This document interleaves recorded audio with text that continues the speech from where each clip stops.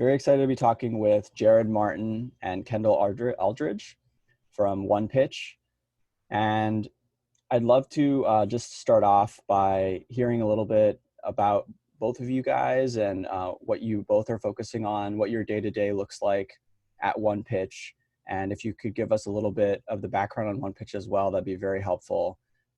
We've used OnePitch in the past, both for Start It Up and for Rriter, to great effect. And it's a pretty amazing platform. So would love to hear it from both of you guys, what you're currently focusing on at OnePitch, and a little bit about your background. Kendall, if you wanted to start us off, that'd be great. Yeah, so I am the marketing manager here. So we're a really small team. There's only 5 of us. So our duties have a very wide range. So I pretty much do everything from, content to social, email, anything kind of under the marketing realm. I started at OnePitch as an intern almost 2 years ago. That's insane as I say it, but it's really exciting. I think coming up, OnePitch we're completely shifting to something brand new that's going to be launching soon. But I think the biggest goal is really just making that streamlined process for PR pros and making it as easy as possible, eliminating, those pain points in the best way that we can. So we're super, super excited for November and to be able to share all of that stuff with you guys once we launch. Very exciting. Sounds like there's a lot on the horizon. There's a lot coming up. There's a lot coming up. You got no idea. Great. Yeah, I frequently talk with Jared about how PR is in some ways stuck in a little bit of a time freeze. It's a very stodgy industry, and I absolutely love what you guys are doing, bringing new technology into that industry and modernizing it and making it more accessible for everyone, removing some of the moats and kind of making good PR and spreading good content through the web more accessible for businesses as well as journalists. So absolutely love what you guys are doing. Could you just give me some of your thoughts about what it is that actually makes good web content? So what goes into web content that is readable, that drives conversions, and that is discoverable online? So I think it really depends on kind of where you're at. I think for us, like I said, we're a small team. So making content that's, covers several different areas, meaning, SEO, we're adding some graphics in there, we're making it educational. That's been the biggest thing. We went from something that was really interview based, where we always had spotlights on people. We took the time to kind of see, we don't have a lot of money going into advertising. So we took a lot of time to see, okay, where can we get those organic leads and what are they looking at? So that has been that educational content. When you go to Google, you're either searching like, where can I get X, Y, and Z food or something like that, or you're asking a question. So we really honed in on that, and that's something that we saw was missing. But I think, whether kind of just across the spectrum, if you can give people value in content, that's going to resonate and that's going to be important. So I think the biggest thing is value, education, and answering questions. That's been the biggest thing for us. I couldn't agree more. Yeah, very well put. And do you guys have any tips or tricks for people that are looking for questions or queries online that people might be searching for within their niche that maybe you could be able to target with a piece of content? Do you guys use any tools or techniques for that sort of work? So how we kind of did this just the OG way, we went straight to Google and we put in those key topics that we were looking for, and we looked at all of those related search terms. So, for example, media relations, you can look and see all of those questions that people are asking, what they want to know. And then you can kind of look at what articles are doing well and what are those talking about, and then how can you, change that a little bit and make it work for you and for your audience. But I think, honestly, Google has been our best friend, but it's helpful. It's free. You can find everything you need. That's where everyone goes. So that's been kind of the place that we found those questions and kind of what people are looking for. Yeah, it And makes perfect sense. if I Yeah, could chime go, in for go a for brief it, Jared. second, Nico. Yeah.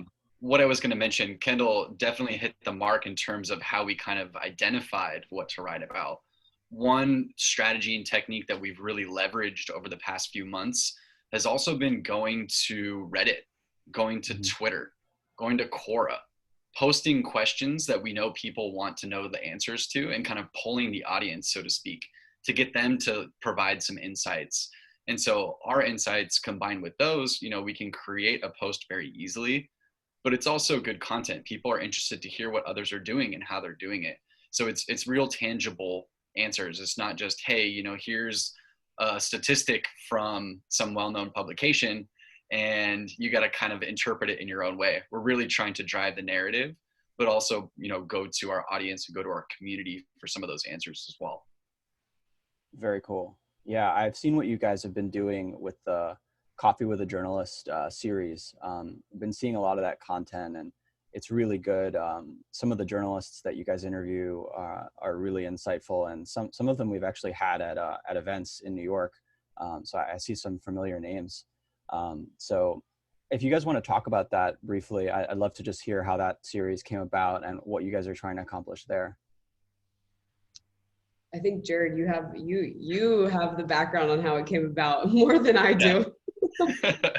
So it's kind of funny. We were just talking about this, my co-founder, Rebecca Bamberger and I, and we came up with the podcast last year. This was around January, February time. We launched the first season in March of that same year.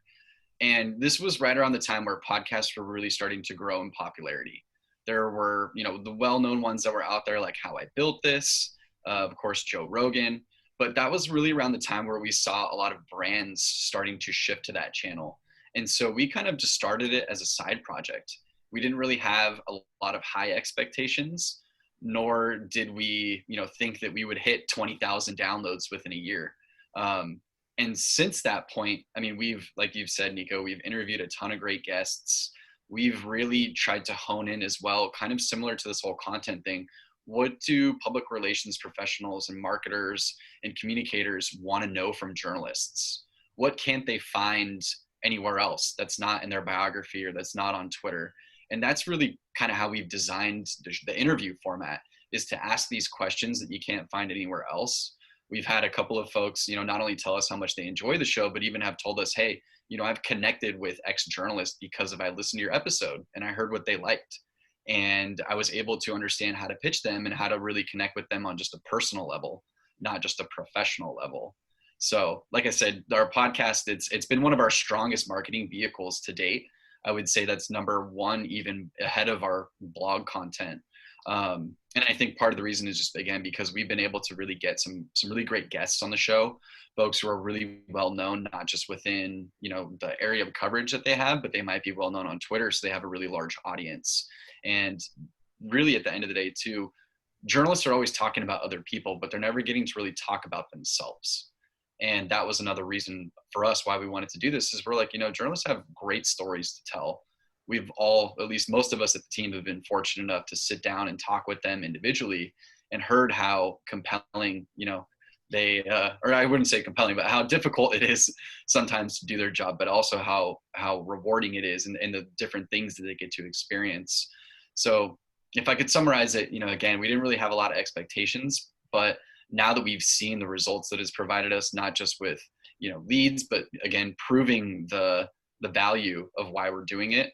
And I think we have almost hit 50 episodes, I want to say. I think we're almost at like episode 35 of season 2. We did 12 in the first season. So we're pretty excited and really happy to see the metrics and the results that we've gotten from it thus far.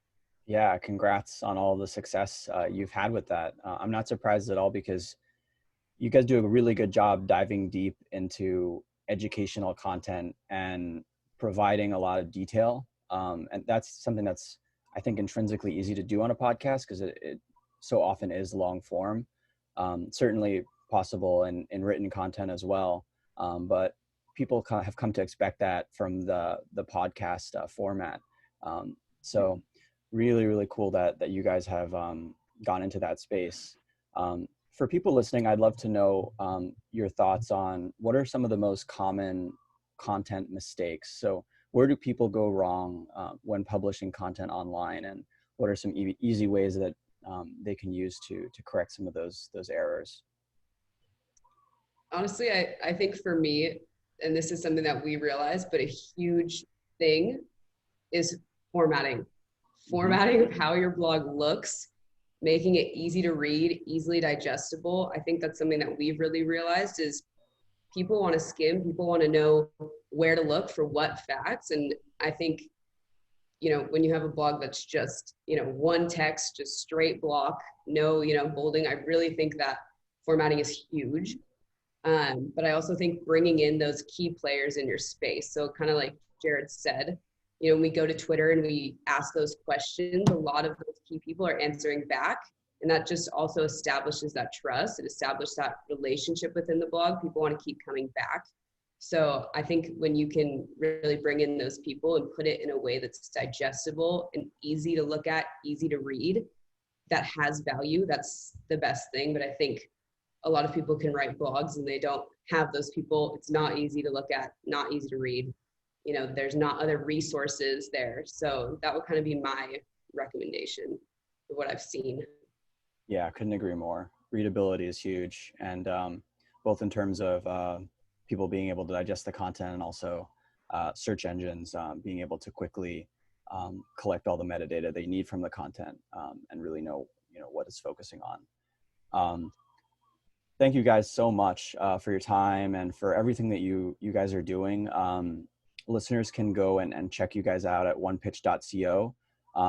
But if there are any other ways that listeners can get in touch with you online, would love to know how they can connect with you, and anything else that you both would like to add.